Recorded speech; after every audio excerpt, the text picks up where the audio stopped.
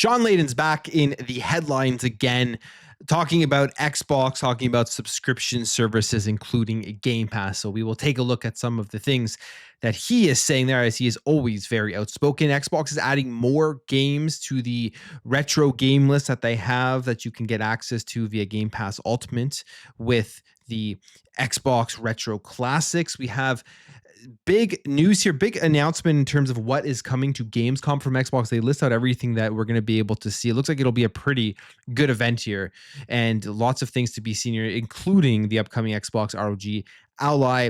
We have some Call of Duty news, plus some other things to go over. But before we do get into it, if you do enjoy daily gaming news and content, make sure to share this video, like it, subscribe.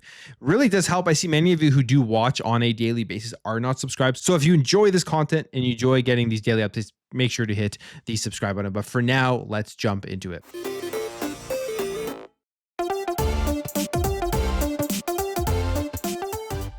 So Shawn Layden, he's very, very outspoken. He's always been outspoken, at least, especially recently. I mean, even when he was at PlayStation, he was really big there for the whole console wars side of things. But as we know, right now, we are in a generation where the console wars have basically gone away, where Xbox is putting games on PlayStation, PlayStation is putting games on Xbox. We're in a multi-platform future. I think that is good for the future of gaming, good for consumers, good for all the gamers out there who aren't going to be locked down to a single device. You could argue it may reduce some competition, but the reality is competition is going to be coming up in other ways, and that is how can they make more money than the other person off of each other's player base. And I think that will still push these games to be as good as they can be. But Shawn Layden, he has some things to say about Xbox. He's always very outspoken, generally negative about Xbox, even now when he's at Tencent of all places. So it is interesting that he does come out and say these things when he's working for a company like Tencent. But he's talking about Xbox,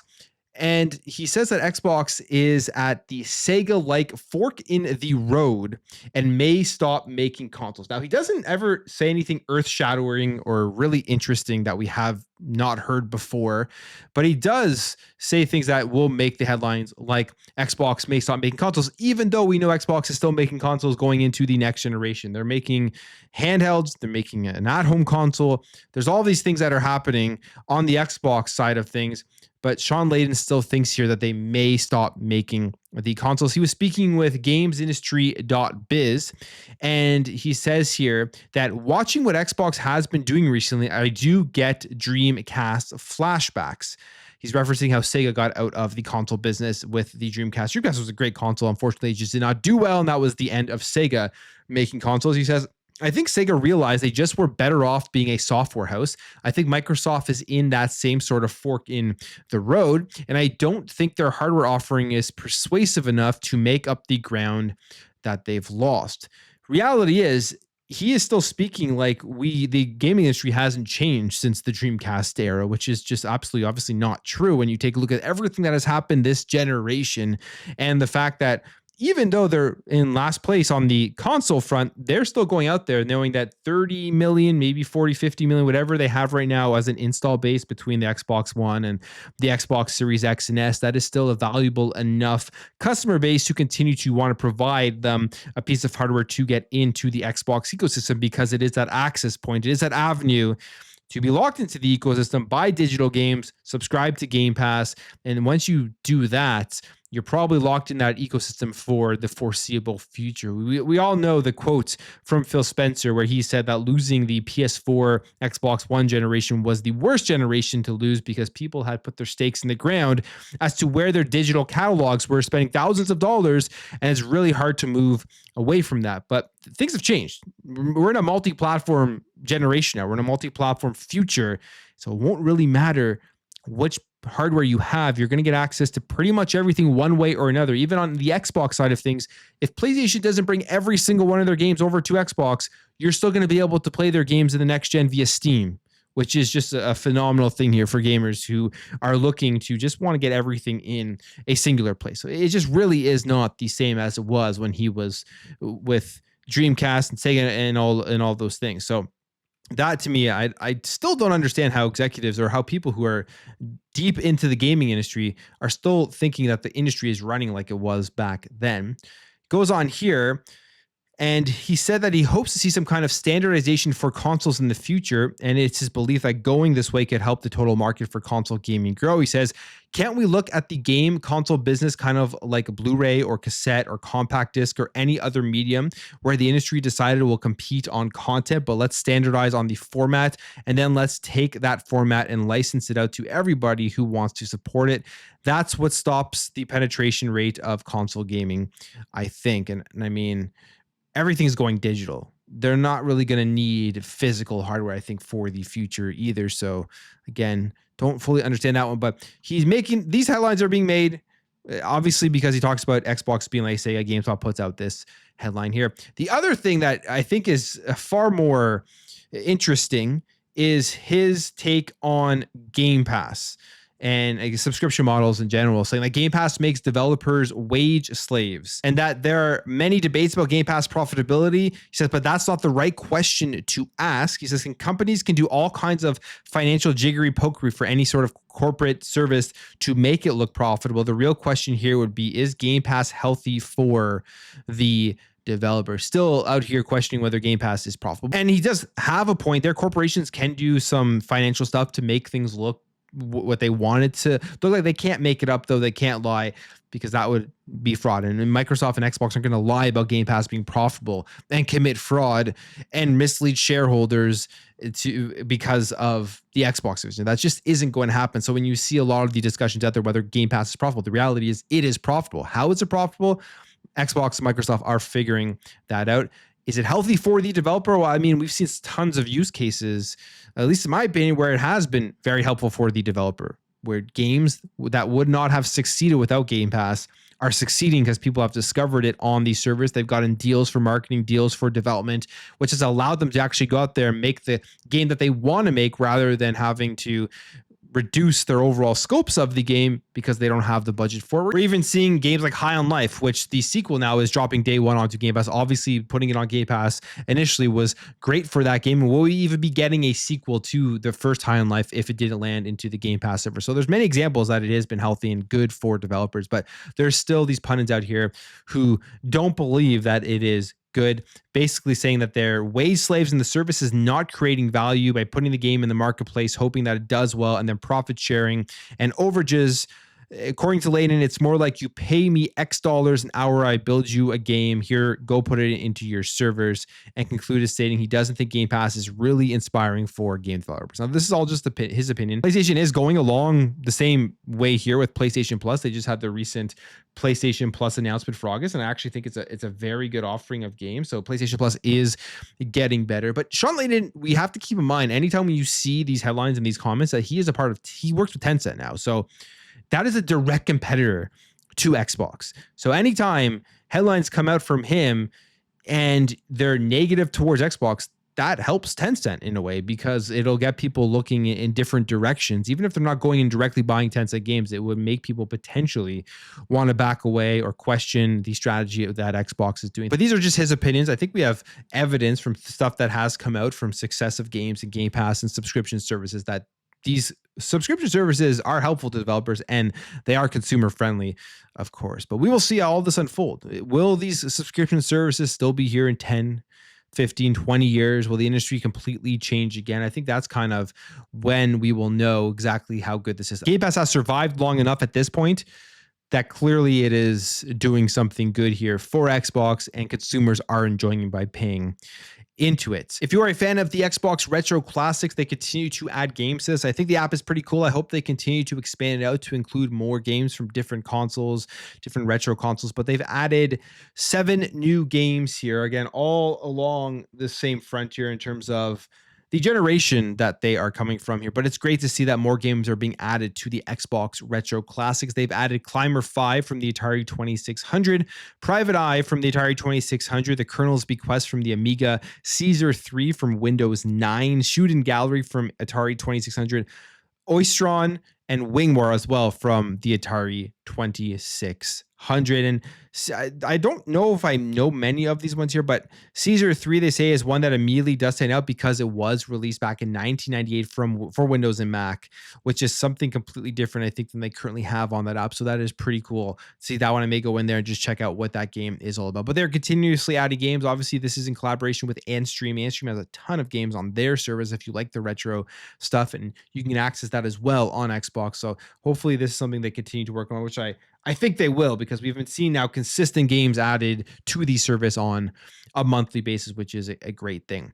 All right, the Battlefield 6 beta has dropped again. The open beta for this weekend, a lot of people are talking about, numbers are skyrocketing again. It is doing very, very well. It's going to be a very fun year here with the battle of the first-person shooters, Battlefield versus Call of Duty. But the question is there really even a fight here? Does it matter, or will both be extremely successful? Well, one developer believes that these games do complement each other, and it's not really a competition between them. We're just lucky here as gamers, I guess, to have both of them that are doing very, very good. During an interview with Jake Lucky, Respawn Entertainment CEO Vince Zampella and the Battlefield GM Byron Bede were asked whether they see Call of Duty as competition, considering that both have been a part of the Call of Duty team in the past. And Bede replies here, stating that Battlefield and Call of Duty have both existed for so long together, and they complement each other in different ways. He adds here that Battlefield features elements like destruction, the class system, and more, which makes it an amazing experience.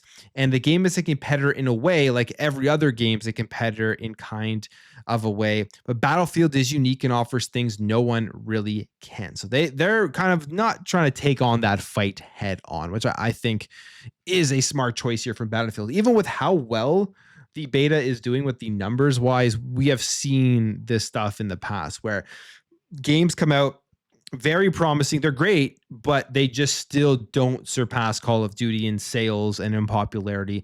So I still think it'll be an uphill battle here for Battlefield 6, but the game will do very well. Like, it will sell a ton of copies. It will be one of the better selling games of the year for sure. And it will have some of the higher player counts.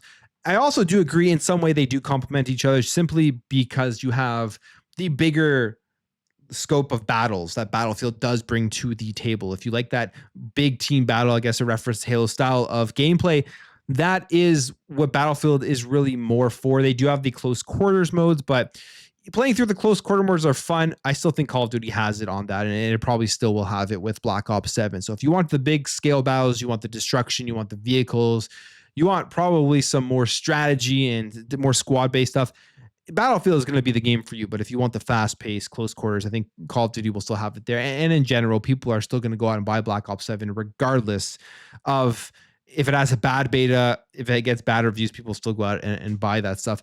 And in fact, we do have some more info on the Black Ops 7 campaign, which is something I'm actually very much looking forward to, because the Black Ops 6 campaign was great.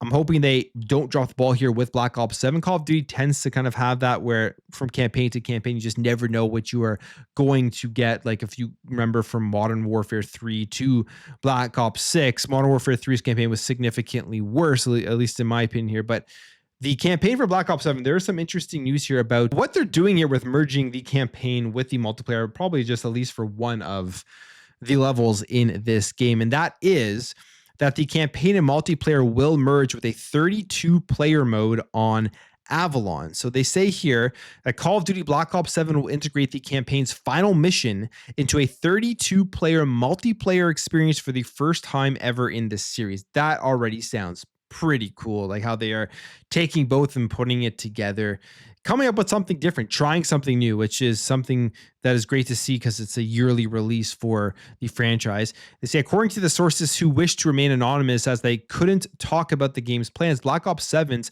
hotly rumored Avalon map, which was initially planned as a battle royale map, will be the title's 12th and final mission in the Black Ops 7 campaign. And it said that although some POIs in Avalon will be present as part of the game's campaign, which can be played up to 4-player co-op, the fully fleshed map will be the game's final mission.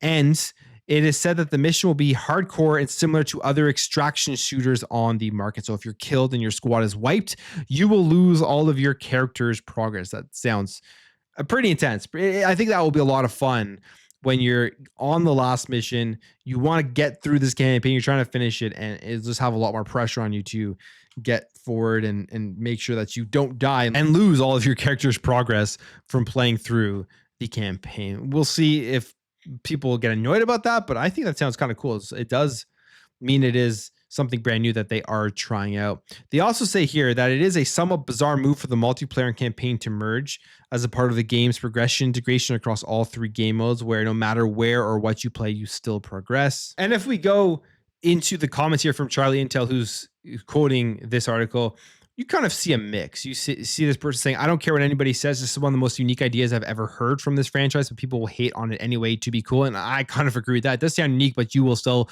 definitely see people hating it. I mean, you look down here, why are they forcing Warzone into literally every mode? If it's a single mission, why does it matter if you lose all your gear in it? Hype is real. I tried BF6. I liked it, but I won't buy it. Just call me a COD simp and get it over with. The whole campaign is based off of an FEBR map. I'm checked out. This is what Battlefield should have done instead of Battle Royale. Console players would like a Tarkov option. So there is absolutely a mix of reactions here, but either way, people are going to hate on it just because, but I think it's unique. I think this is actually a pretty unique thing to put in there. It all will depend on the execution. It could end up being very bad. I'm not trying to say that it's going to be great, but I like something new here from a Call of Duty campaign to try to give you something different to try out, get you involved with other people to go in and play through the mission, and then that intensity that if you die, you lose all of your stuff. Plus, it's one mission at the end. I'm assuming the rest of the campaign is going to be just like regular missions that you go through the story, and this will be kind of the big finale. So we'll see how it all plays out. Obviously, when the game does come out, if this is true, we may get more information on this at Gamescom, as Black Ops 7 is supposed to be there at Gamescom. And speaking of Gamescom, Xbox, they've put out their list of games that they are going to be showing off here. It's a pretty big week. I think Gamescom is always a great show, and there's lots to look forward to, especially this year because of the whole handheld situation. And we're going to get a lot more information on that thing, pre-order date, release date, and just more people with hands-on with it. So you'll have a lot more opinions on just how good or potentially bad the handheld is, but it is looking pretty good here. But here is everything that you're going to be able to see here streamed. You're going to be able to check this stuff out. So lots of gaming content next week coming up. On Wednesday, August 20th, the ROG Xbox Ally, they'll be showing that off. Microsoft Flight Simulator 2024, Dying Light the Beast, Keeper, World of Warcraft Midnight, Call of Duty Black Ops 7, Grounded 2, Hotel Barcelona, Invincible Versus, Chronos The New Dawn, Final Fantasy VII Remake Integrate, Outbound, Power Washer Simulator 2. Surprisingly, a very fun and relaxing game. So don't look down on that one. Star Sand Island, Indiana Jones and the Great Circle, The Order of the Giant. So that will be on Wednesday, August 20th. On Thursday, August 21st, you got Ninja Gaiden 4, which apparently this will be a brand new trailer. At Fate's End, Onimusha, The Way of the Sword. I can't wait to see more about that one. Age of Empires 4, Overwatch 2, High on Life 2. Excited for that one as well. The Outer Worlds 2, Jurassic World Evolution 3, Frag Punk, Mistfall Hunter, Mortal Kombat Legacy Collection. Excited for that one. Final Fantasy Tactics, The Ivalice Chronicles. Excited for that one too. My Hero Academia, All's Justice, Silent Hill F, Lego Voyagers, and Metal Gear Solid Delta Snake Eater. So those are the games here that will be at the Xbox at Gamescom broadcast. So if you just want to sit back, look at new games that are coming out, in-depth trailers, reviews, whatever you want from that, you'll be able to watch those streams, and it'll be a fun 2 days here of game content from the Xbox Gamescom booth. Plus, there's all of the other stuff at Gamescom, all of the other outlets that are going to be their publishers, and Gamescom opening night live, which is the big show there on August 20th, where I'm sure we will get some big announcements and trailers that we have not seen yet, which is always fun to see.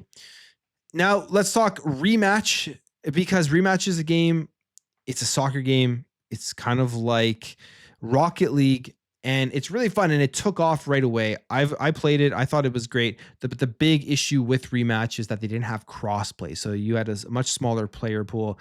And Slow Clap, for some reason, is taking a while to get this thing out. You'd think this would be a priority, and they would have had this out on day one, or at least very shortly after the release. Because it's not out, the player numbers for Rematch are not doing as well as they probably could, but we do have an update here on Rematch's crossplay for somebody who's playing this game. It looks like it is going to be here soon. They say nearly 2 months after its release, crossplay in Rematch appears to finally be on the horizon. In a post announced in the details from the game's second major patch, Slowclap has given a new update regarding crossplay, saying patch 3 should hopefully arrive by the end of August and will fix some remaining known issues and, importantly, introduce crossplay to the game at last. So I think that will be big for bringing this one back in terms of just keeping it for longevity, because this is a game I think could really take off. And it did start very, very well, had tons of players in it, and it's still doing decent, but not having crossplay in there was definitely a big miss here from Slowclap with a game like that. So cool stuff there. They also say that the core work was complete on the feature, with it being validated by Steam, Xbox, and PlayStation, saying this milestone represents the most time-consuming phase of the project, involving multiple rounds of collaboration and in-depth testing with each platform. Our UI, UX, and online teams have been fully focused on bringing crossplay to life, which has meant fewer updates and improvements to existing features in recent weeks. And we're now shifting our efforts towards final stabilization and bug fixing, with a special focus on polishing these social features. So it has to do, I guess, with all of the 3 systems and making them validated and tested and stuff. And that's why it takes so long to get it out there. And finally, Valve is making some changes to the Steam store pages, which I think people will be pretty happy about. So some nice updates here to the store. They're first launching it in beta before rolling out to the general public, but it will be expanded up to 1200 pixels wide and increasing the general viewer space. In the main content column that users see when visiting the page will see its max width jump from 616 pixels to 780 pixels. The Steam store and the Steam pages still kind of have like an older internet look to them. It is very narrow, so they are improving upon that with this update. They say this improves the shopping experience in a number of ways, allowing for bigger screenshots and trailers and allowing more room to describe your features in the written description area. And of course, the page will scale down appropriately for smaller screens or smaller browser windows. So they're just kind of making the page look overall better, of course, with the sizing of it. And they also go on here to say that while pages have supported GIF files for years, the company is expanding support to MP4 and WebM files, saying that show off your features, demonstrate specific game mechanics, or just add visual flavor to your store page. And then they say, don't worry about specific compression or quality settings, as the Steamworks backend will transcode them into good quality and lightweight video format that works well when displayed on desktop, Steam Deck, and in the Steam mobile app. So I think some very welcome changes there to these store pages will give a better viewing experience and browsing experience on Steam. I will end the video there. If you did enjoy this video, make sure to hit that thumbs up. If you are new here, hit that subscribe, and I will catch you guys in the next video.